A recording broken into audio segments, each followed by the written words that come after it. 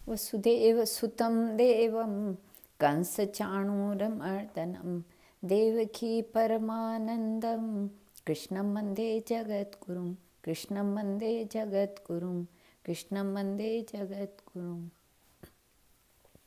युधिष्ठिर ने पूछा, भगवान, फाल्गुन शुक्ल पक्ष की आमल की एकादशी का महात्म मैंने सुना। अब चैत्र कृष्ण पक्ष की एकादशी का क्या नाम है, ये बतलाने की कृपा कीजिए।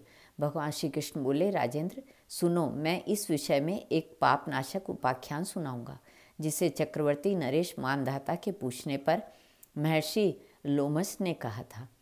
मानधाता बोले, भगवान, मैं लोगों के हित की इच्छा से यह सुनना चाहता हूँ कि चैत्र मास के कृष्ण पक्ष में किस नाम की एकादशी होती है, उसकी क्या विधि है तथा उससे किस फल की प्राप्ति होती है। कृपया ये सब बातें बतलाइए।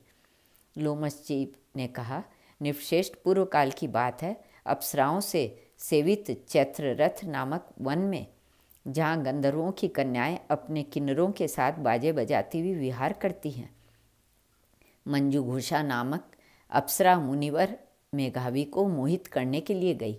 वे महर्षि उसी वन में रहकर ब्रह्मचर्य का पालन करते थे। मंजुघोषा मुनि के भय से आश्रम से एक कोस दूर ही ठहर गई और सुंदर ढंग से बीणा बजाती हुई मधुर गीत गाने लगी। मुनि श्रेष्ठ मेघावी घूमते हुए उधर जा निकले और उस सुंदरी अप्सरा को इस प्रकार गान करते देखकर सेना सहित कामदेव से परास्त होकर बरबस मोह के वशीभूत हो गए।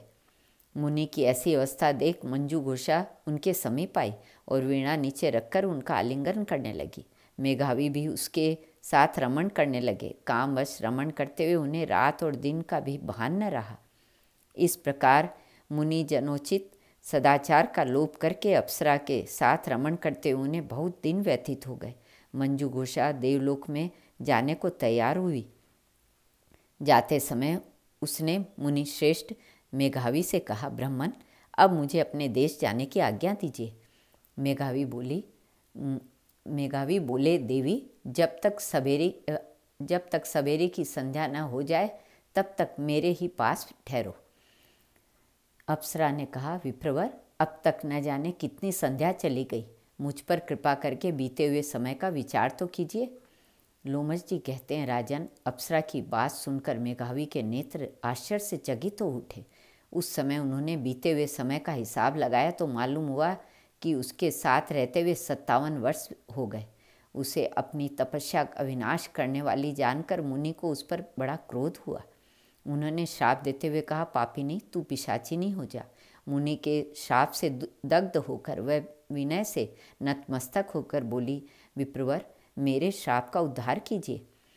7 वाक्य बोलने या 7 पद साथ साथ चलने मात्र से ही सत्पुरुषों के साथ मैत्री हो जाती है। ब्राह्मण, मैंने तो आपके साथ अनेक वर्ष व्यतीत किए हैं, अतः स्वामिन, मुझ पर कृपा कीजिए। मुनि बोले, भद्रे, मेरी बात सुनो, यह श्राप से उद्धार करने वाली है। क्या करूं? तुमने मेरी बहुत बड़ी तपस्या नष्ट कर डाली है। चैत्र कृष्ण पक्ष में जो शुभ एकादशी आती है उसका नाम है पाप मोचनी। वह सब पापों का क्षय करने वाली है। सुंदरी, उसी का व्रत करने पर तुम्हारी पिशाचता दूर होगी। ऐसा कहकर मेघावी अपने पिता मुनिवर च्यवन के आश्रम पर गए।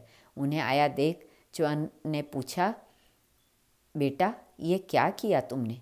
तो अपने पुण्य का नाश कर डाला। मेघावी बोले, पिताजी, मैंने अप्सरा के साथ रमण करने का पातक किया है। कोई ऐसा प्रायश्चित बतलाइए जिससे पाप का नाश हो जाए। च्यवन ने कहा, बेटा, चैत्र कृष्ण पक्ष में जो पाप मोचनी एकादशी होती है उसका व्रत करने पर पाप राशि का विनाश हो जाएगा। पिता का यह कथन सुनकर मेघावी ने उस व्रत का अनुष्ठान किया। इससे उनका पाप नष्ट हो गया और वे पुनः तपस्या से परिपूर्ण हो गए।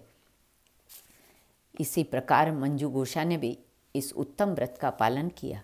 पाप मोचनी का व्रत करने के कारण वह पिशाच योनि से मुक्त हुई और दिव्य रूप धारिणी श्रेष्ठ अप्सरा होकर स्वर्गलोक को चली गई। राजन, जो श्रेष्ठ मनुष्य पाप मोचनी एकादशी का व्रत करते हैं उनका सारा पाप नष्ट हो जाता है।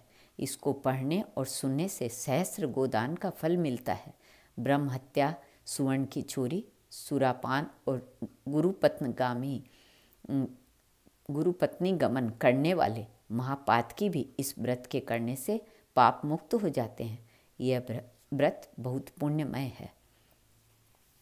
श्री कृष्ण अर्पणमस्तु।